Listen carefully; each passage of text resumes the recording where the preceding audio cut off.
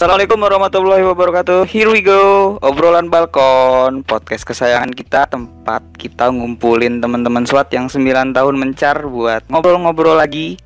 Kita undang di sini buat bicara banyak tentang kehidupan, kenangan-kenangan lama ataupun rahasia-rahasia yang tak terungkapkan. Bersama gue Jawat dan gue Sarah. Yeay. Kali ini kita masuk segmen lain ya Rah ya. Segmen apa dah? Abis lulus. Abis lulus, bener. Yeay, gitu dong Wat yang heboh. Oh iya. Ulang. Kita masuk ke segmen abis lulus. Yeay, tepuk tangan. Rok. Kayak bocah dah. Ra, kali ini kita undang siapa Rah? Orang penting banget Wat. Sangat penting di angkatan.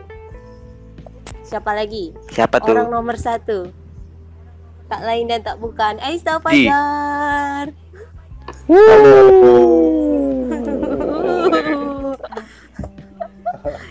Apa kabar Jar? Alhamdulillah, Rah, sehat. Gimana kabar? Alhamdulillah sehat, walaupun sedikit bokek. Oh maaf, curhat. Sama kalau itu mah. Ini kayaknya dikit kalau ini. Gimana? Jadi gimana nih Jar? Senang dapat jadi presiden? Jadi apa? Senang nggak jadi presiden alumni, ketua alumni? Ya ada senengnya, ada sedihnya. Ya sama lah, plus minus. Udah cukup. Kita nggak mau dengerin sedih-sedihnya lu. Soalnya kita mau nanyain tentang bisnis lu. Oh gitu.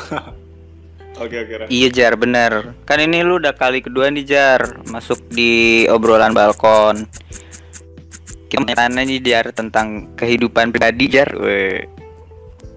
Kehidupan apa dulu? Kehidupan pribadi. Oh gitu. Tapi jangan pribadi amat ya. Gaya Anda pribadi. Iya kan ceritanya segmen abis lulus. Kita pengen mengupas kehidupan teman-teman anak SWAT gitu. Oke, siap.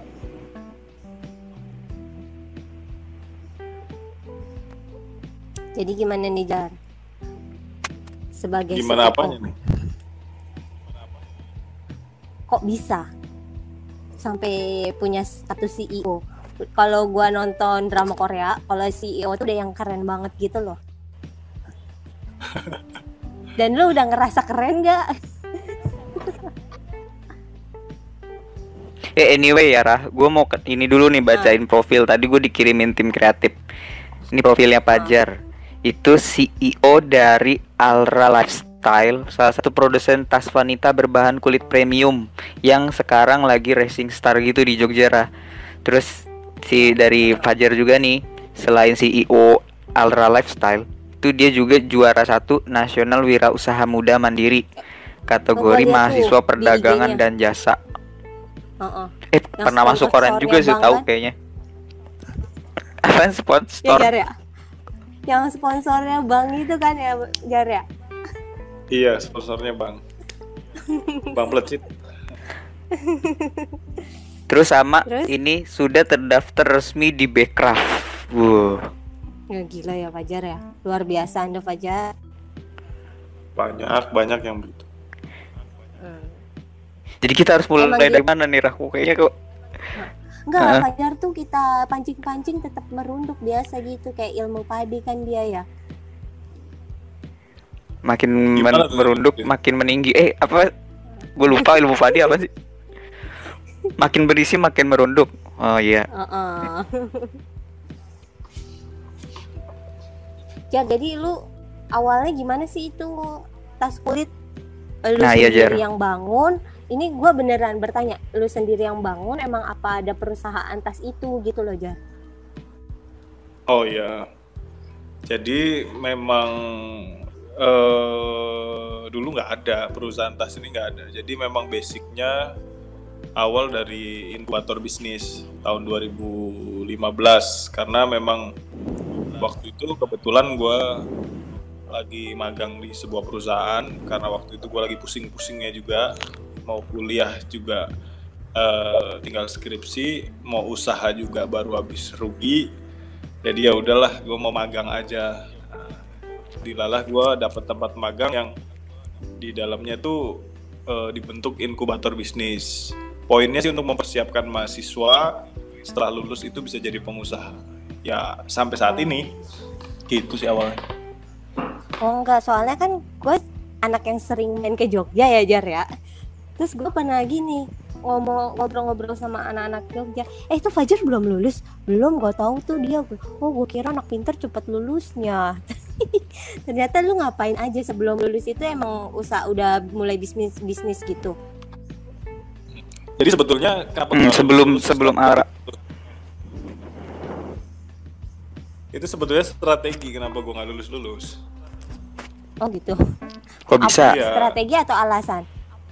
Strategi, karena kalau misalnya gue udah lulus, gue nggak bisa dong jadi Global Student Entrepreneur Award. Gue nggak bisa menang wirausaha muda mandiri kategori mahasiswa kan nggak bisa. Oh manfaatin. Oh iya. Manfaatin ini status mahasiswa.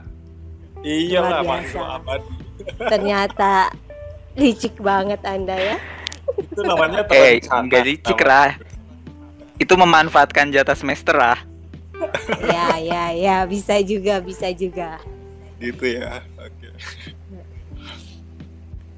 Terus sebelum ini tapi anyway, Jar, lu sebelum ini tuh pernah lagi nggak sih sebelum usaha ini? Sekarang kan lu terkenal nih jadi CEO ceritanya gitu kan. Terus sebelum ini lu pernah nggak sih bikin usaha dulu gitu yang merintis, yang gagal, apa emang ujuk-ujuk emang lu sukses aja gitu, udah garis tangannya? Kalau misalnya bicara yang gagal ya banyak banget ya. Mungkin dari zaman di Zaitun dulu aja udah banyak segudang kegiatan yang gagal gitu. Nah pas kuliah juga pun ada beberapa yang gagal, kayak mulai dari gua bisnis ternak ikan, ternak cacing, terus apa namanya ternak cacing? Enggak, sumpah ternak cacing. Bahkan iya. Cacing pun lu kepikiran buat diternak. Iya, karena kan cacing buat ini kosmetik. Serius? Oh. Gue baru tahu. Taunya biasanya cacing buat ini obat apa malaria itu. Obat apa sih namanya? Tipes. Iya. Iya, obat tipes. Bahkan gue perempuan yang digeprek dulu pakai cacing. Enggak, memang dia bisa buat campuran kosmetik karena apa namanya untuk lembab alam. Oh gitu. Gitu. Tapi itu semua gagal. Ya belum berhasil, belum sesuai dengan ekspektasi. Itu sih. Terus kenapa akhirnya berpikiran tas cewek gitu? Gitu. Jadi memang sebetulnya kenapa pilihannya itu tas perempuan, karena satu, kita cuman mau melihat bahwa jadi perusahaan tempat gua magang itu dia base-nya itu eksportir.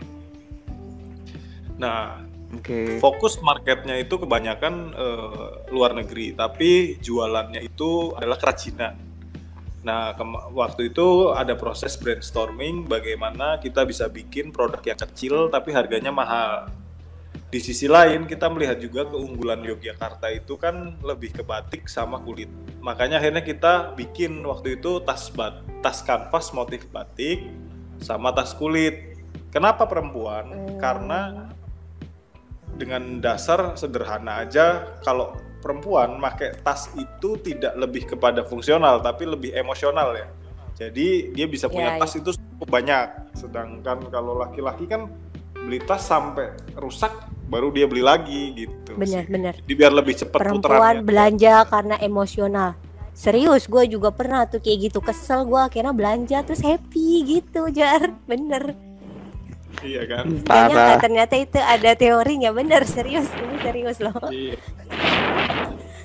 Dan gue baru tahu ternyata. Tapi Jar, gue penasaran nih Jar. Iya. Jar, gue penasaran nih. Jadi sebelum kan ya namanya bikin usaha pasti mapping gitu kan ya, step by step gitu kan, ada pertumbuhannya lah. Kayak gue penasaran aja, pasti dong ada satu titik yang sebelum misalnya nih apa Alra Lifestyle ya, Alra Lifestyle ini jalan, ada nggak gitu momen yang lu dalam perjalanan wirausaha tuh yang oh my god ambruk banget gitu rasanya sampai frustasi gitu? Gitu. Sebetulnya di poin-poin itu gue pernah ada di saat di momen dimana gue harus datengin rumah satu-satu pengrajin gue, karena dulu siapa yang tahu Alra kan, nggak ada yang tahu Alra. Nah, untuk kerja sama gue juga belum tentu mau perusahaan apa itu nanti kerja bulan depan udah tutup kan gitu, sampai gue datengin satu-satu. Akhirnya alhamdulillah 1-2 pada mau gabung. Tapi momen terendah gue itu sebetulnya kalau kesulitan banyak yang gue hadapin, tapi tamparan gue yang paling besar adalah ketika gue coba berhutang untuk pertama kalinya kepada lembaga keuangan dengan nominal yang menurut gue cukup besar, dan dalam kurun waktu 3-4 bulan ternyata habis. Tamparan buat gue adalah ternyata bisnis tuh nggak bicara masalah kita punya duit banyak atau kita nggak punya duit. Ternyata bukan itu. Selama ini gue merasa bahwa ketika gue punya duit banyak, otomatis gue pasti grow-nya cepet banget nih. Tapi ternyata gue punya duit banyak, 3 bulan habis. Dan nothing. Tos, Fajar. Pernah gue juga kayak gitu, Jar. Iya. Jadi intinya apa? Buat usaha tuh apa? Coba kasih tahu. Jadi intinya apa? Kalau misalnya punya duit, kita punya duit nih, menurut lo kan modal banyak, tapi belum tentu juga lo sukses. Oke. Kalau bahasanya mentor gua itu, pengusaha itu harus tahu kapan waktunya dia harus ngegas, kapan waktunya dia harus ngerem. Indikatornya apa? Indikatornya adalah manajemen. Poinnya di laporan keuangan. Maka tataran pengusaha yang mau grow up, menurut gua pribadi, dia harus betul-betul tahu kondisi perusahaan dengan cermat dari laporan keuangan. Jadi dia tahu kapan menentukan harus ngegas, kapan harus ngerem. Gitu sih. BTW mentor lo itu Pak Wawan itu bukan sih, Biar? Iya. Ceritain dong, kok bisa? Kok lu tahu banget Rah? Enggak, gue soalnya kan pernah lihat Instagramnya Fajar tuh ya. Habis itu kayak dia tuh kayak, oh nih anak kok mengapresiasi banget si Pak Wawan ini gitu. Pak Wawan ini siapa gitu. Makanya mumpung lagi lagi kita tanya-tanya nih, ya udah sekalian aja ngobrol. Apa? Om mana? Kapan ketemunya? Oke. Iya. Jadi kalau proses ketemunya itu waktu itu ceritanya gue semester 7. Waktu itu gue habis jatuh-jatuhnya bisnis bawang, habis duit. Gue mau cari perusahaan di Jogja yang ekspor impor. Niat hati sih pingin belajar supaya bisa ekspor impor. Gue datang ke Desprindak, ternyata katanya nggak ada datanya. Terus pas gue mau balik, gue lewat Kadin. Nah, gue ketemu tuh pas di resepsionis, gue tanya sama, ada nggak sih data perusahaan Jogja yang ekspor impor? Nggak ada juga. Tapi pas gue mau keluar dipanggil gue sama bapak-bapak. Waktu itu lagi jeda meeting beliaunya itu. Terus habis itu dipanggil, Mas, kenapa Mas? Ini Pak, saya mau cari perusahaan ekspor impor, saya mau magang. Nah, di situ gue ketemu, gue dikasih kartu nama, besok suruh ke kantor. Terus ternyata gayung bersambut ya, ngobrol-ngobrol cocok ya sampai sekarang gitu sih. Jadi sekarang Pak Wawan By the way, yang tadinya bapak-bapak ini sekarang jadi bapak-bapak apa di mata lo? Konco kental gitu misalnya Jawa tuh jangan ketawa. Iya. Jadi ya kalau beliau ya buat gue selain sebagai seorang mentor, sebagai guru, sebagai teman, sebagai bapak, juga sebagai dan sebagai angel investor lah bisa dibilang. Bilang makasih dong sama Pak Wawan, Jar. Siapa tahu nanti dia dengar. Iya, siapa tahu denger kan. Ya, lu muji-muji mulu sama anak SWAT. Iya gitu, kayak banyak banget fungsinya Pak Wawan, bapak, mentor. Kan multi talent. Raya. Gitu. Apa gimana Mas? Gitu sih. tapi by the way nih, gue penasaran tadi yang lu bilang 3-4 bulan ambles tuh emang lu minjem berapa? Bocorin dong.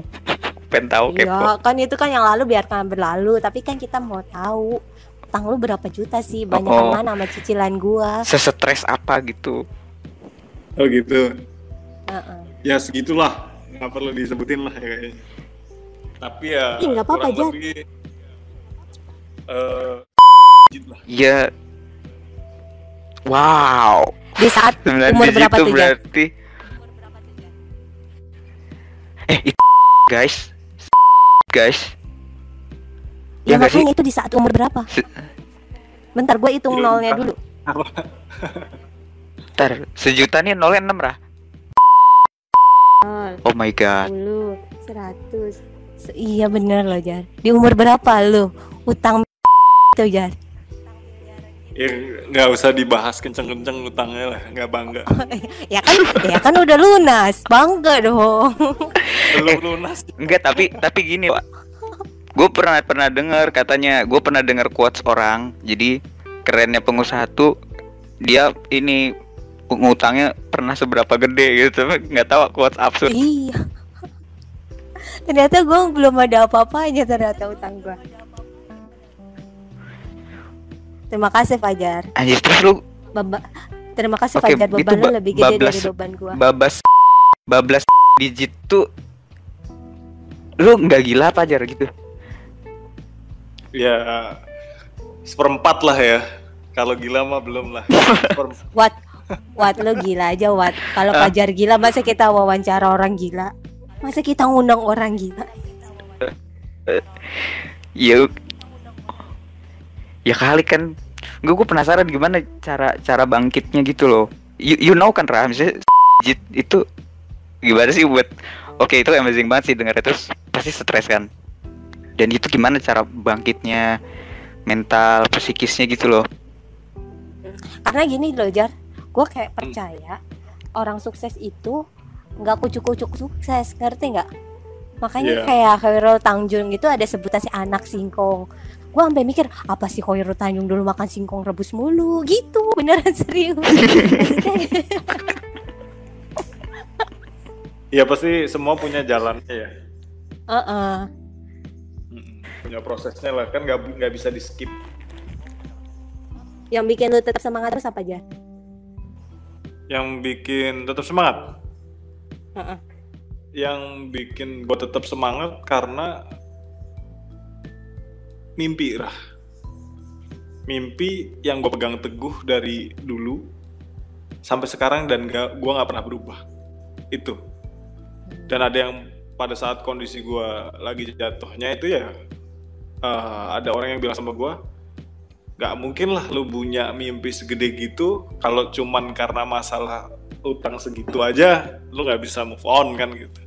Gak mungkin kan gitu kan. Orang di sana tuh mungkin bisa 12 digit ya, dan gue tuh belum apa-apanya. Gak mungkin gue bisa mencapai tataran itu kalau gue gak melalui proses ini. Itu sih yang selalu gue inget. Dan gue selalu yakin bahwa apa namanya, di setiap kesulitan pasti ada kemudahan, di setiap kesulitan ada kemudahan. Nah itu salah satu rahasianya itu. Kalau gue lagi pusing itu yang gue baca terus itu. Gitu. Jadi yakin aja dulu ya. Ini habis susah nih pasti nih ada yang seneng-seneng Banyak- nih gitu banyak. ya, Jar, ya. Iya. Iyalah. Gitu aja. Ternyata lu orang gila juga ya Jar. Gila, lu Seperempat. utangnya banyak banget. Ya seperempat gila. Siapa yang tidak tahu Fajar, ketua alumni SWAT, seperempat gila. Bagus tuh jadi judul. Iya. Tolong tim kreatif jadiin judul. Terus suka dukanya apa lagi nih Jar? Selain pernah ngutang, senengnya. Senengnya? Oh iya, senangnya dong. Senengnya ya karena kayak ikan ketemu air, gimana tuh senengnya? Ya gue bukan ikan Jadi- Jar. Ya, jadi buat gua pribadi, buat semua temen-temen yang memang lagi menggeluti sesuatu yang di passionnya itu pasti akan bahagia. Jadi kesulitan seperti apapun pasti akan lebih ringan karena memang di passionnya. Jadi coba kita doing something di passion kita lah, supaya nanti pada titik-titik terberat kita tetap masih enjoy karena ini adalah yang kita seneng gitu. Oke deh Jar. Jadi intinya kalau lu punya cita-cita, lu harus Kenapa Jar? teguh Kok cita-citanya. pengen banget jadi entrepreneur? Kalau gua, kenapa pengen banget jadi entrepreneur itu karena gue mikir bahwa banyak hal yang bisa terselesaikan dengan ekonomi. Walaupun tidak semua hal itu diselesaikan dengan ekonomi, tapi banyak hal yang bisa diselesaikan dengan ekonomi, apapun bentuknya itu. Dan buat gue, tantangan gue atau keterpanggilan ya, kenapa entrepreneur ya mungkin karena keterpanggilan. Karena panggilan gue dari kecil memang seperti itu, pengen jadi pengusaha gitu aja sih dulu. Terhana. Luar biasa Fajar. Ra, gua mau ngutip Rira. Ini keren banget sih. Apa tadi cita-cita tuh keterpanggilan. Iya, jalan tadi loh. Passion, cita-cita tuh ternyata juga berdasarkan keterpanggilan. Jadi emang kita nggak bisa dipaksain nyiptain, tapi emang harus terpanggil dulu. Itu gue inspiring banget sih soal ini. Nggak, soalnya ibu gue juga pernah bilang gini loh Jar. Gue tuh kan salah satu orang yang kawin muda ya kan, nikah muda. Ibu gue pernah bilang kayak gini, udah tenang aja, gak usah takut, kata dia gitu. Namanya rezeki nanti juga ada, nanti juga kamu mikir sendiri, ngerti nggak? Makin kesini, cita-cita tuh kayak kadang ya gitu, cita-cita tuh nggak bisa dipaksain, ngerti nggak sih? Kayak tahu-tahu lo jadi apa, itu nggak bisa dipaksain walaupun orang tua lo suruh jadi A, ngerti nggak sih? Iya.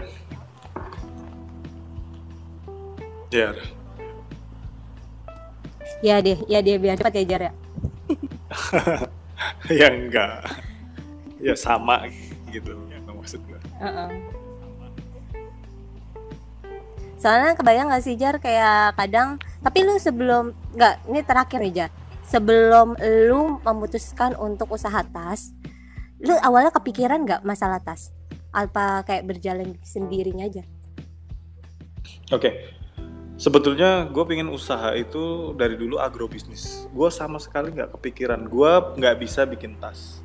Gue nggak tahu model tas yang disukain perempuan yang kayak gimana, warna yang disukain yang kayak gimana. Bahkan beberapa kali dalam kompetisi bisnis gue dikira cucok, ya kan? Karena bisnisnya tas cewek. Sedangkan gue cowok tulen kan gitu kan. Tapi gue pikir bahwa ternyata semua bisnis itu sama. Yang penting pola pikirnya.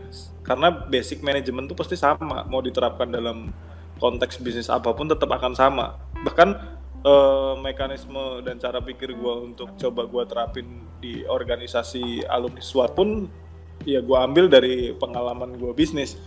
Gue cuman berpikir seperti itu aja karena basically ya semua logik ya. Itu sih. Oke, makasih Fajar. Jadi intinya mas sebenarnya kalau lo mau bisnis apa aja, ya lanjut aja dulu, ngerti gak? Di balik kesusahan ada Ra, pertanyaan terakhir nih Ra. Oh ini terakhir. Gue ada pertanyaan terakhir nih. Oh iya, silakan. Iya. Ada yang kelewatan satu. Ini buat apa dulu? Pertanyaan pendamping Fajar, yang mau disampaikan nama Fajar, harapan buat para audiens kita nih yang dengerin yang emang kebetulan sekarang di bidang wirausaha atau mungkin ingin jadi wirausahawan. Kira-kira pesan buat para pendengar kita apa nih Jar? Oke.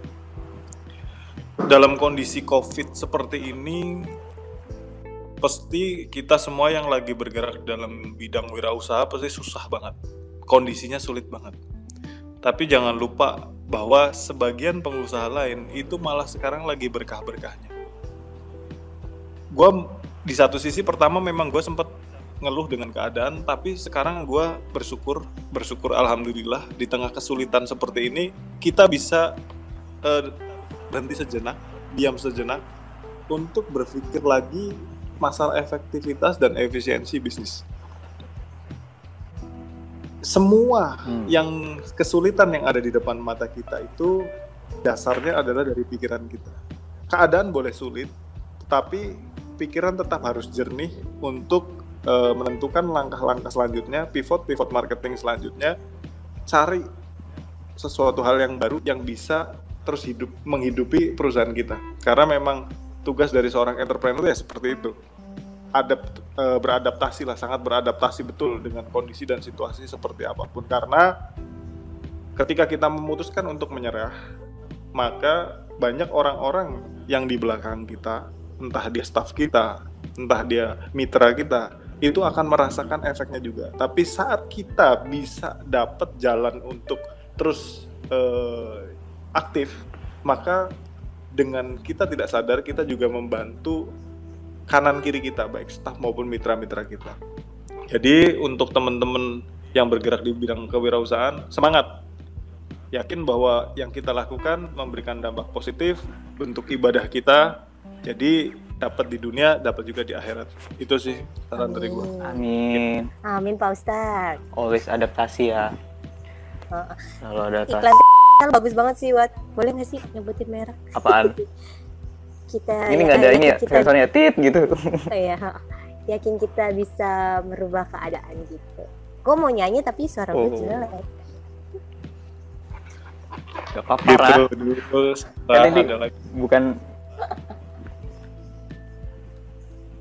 Ya gitu sih, jadi thank you banget, banyak udah buka sharing banyak hal ke kita semua pendengar di sini.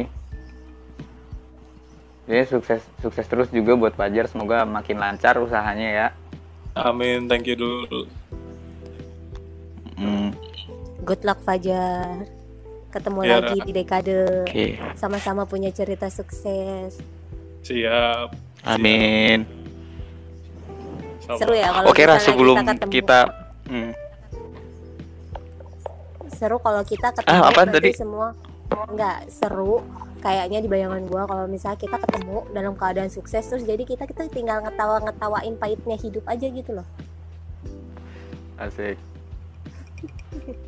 But life must go on Hayalan. kan. Hayalan gua jiwat. Yes, gak apa-apa. Amin dong, amin dulu kan, amin gratis. Ya amin aja dulu, amin. Amin. Oh ya Ra, sebelum kita tutup nih, gue mau juga. Jadi jangan lupa buat teman-teman pada pendengar, update terus program podcast kita Obrolan Balkon di Spotify, dan jangan lupa follow IG SWAT dan Twitter SWAT. Gitu. Oke. Terima kasih semuanya, sampai jumpa. See you next time in Obrolan Balkon. Buat beda budaya, satu kesatuan.